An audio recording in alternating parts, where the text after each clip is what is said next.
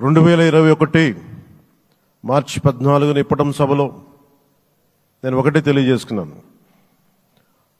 ఆ ప్రభుత్వ వ్యతిరేక ఓటుని చీలనివ్వను. ఆ మాట మీద ఉన్నాం, ఆ మాట మీద నిలబడ్డాం. ఒడిదుడుకులు ఎదుర్కొన్నాం, తగ్గాం, కానీ నిలబడ్డాం. ప్రజల నమ్మకాన్ని పెంచాం.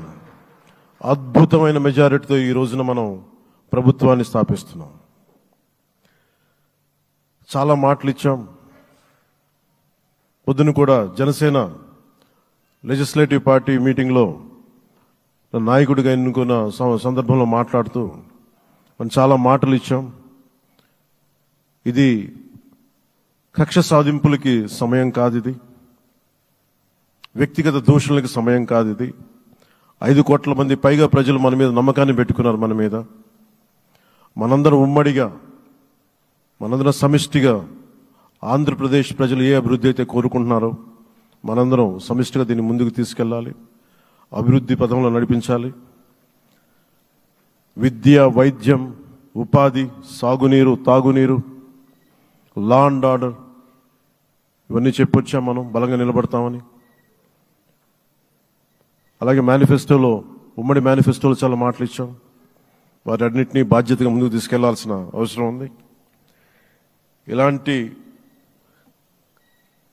ఛాలెంజింగ్ టైమ్స్లో ఒక సుదీర్ఘమైన అనుభవం ఉన్న నాయకులు కావాలి. 4 దశాబ్దాల అనుభవం, అభివృద్ధి మీద అపారమైన అవగాహన, పెట్టుబడులను తెచ్చే సమర్థత, ప్రతిభ. విదేశాల్లో ఉండే నాయకుల్ని, మలేషియా దగ్గర నుంచి, సింగపూర్ దగ్గర నుంచి, యూరోప్ దగ్గర, అమెరికా నుంచి, ఆ దేశాల అధ్యక్షుల్ని తెలుగు రాష్ట్రాల వైపు దృష్టి మళ్లించేంత శక్తి, సమర్థత ఉన్న శ్రీ నారా చంద్రబాబు నాయుడు గారికి ఆయన నాయకత్వం చాలా అవసరం. ఆయన అనుభవం చాలా అవసరం. అలాంటి అపారమైన అనుభవం ఉన్న వ్యక్తిని, అనుభవం ఒకటే కాదు, ధైర్యశాలి.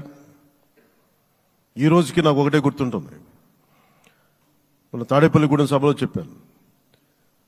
చాలా క్లేమోర్ మైన్స్ పేలిపోతే, జీప్ ఎగిరిపోయి కింద పడితే చొక్కా దులుపుకొని ఆయన మళ్ళీ వచ్చి రాజకీయం చేసిన వ్యక్తి. ఈ రోజున సైబరాబాద్ ఉంది అంటే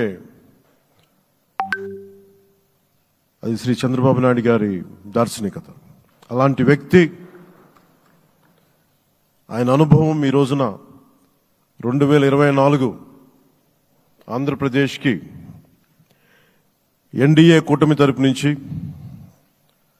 ముఖ్యమంత్రి అభ్యర్థిగా శ్రీ నారా చంద్రబాబు నాయుడు గారి పేరుని జనసేన పార్టీ పక్షాన నుంచి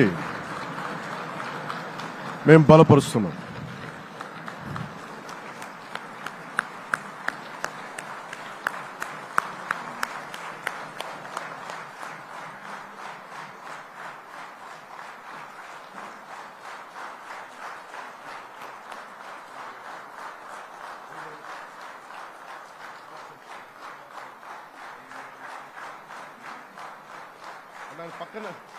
ఇది నేను ఆయన పక్కన పెట్టుకుని చెప్పాలి. ఆయన నలిగిపోయారు. జైల్లో చూశాను ఆయన. పాపం భువనేశ్వర్ గారి బాధను చూశాను. నేను అనుకున్నాను, అమ్మ మీరు కన్నీళ్ళు పెట్టకండి, మంచి రోజులు వస్తాయని చెప్పిన మంచి రోజులు వచ్చినాయి. వారికి మనస్ఫూర్తిగా వారికి నా హృదయపూర్వక శుభాకాంక్షలు. మీరు అద్భుతమైన పాలన ఇవ్వాలి అందరికీ మనస్ఫూర్తిగా మీకు నేను తెలియజేసుకున్నాను సార్. సో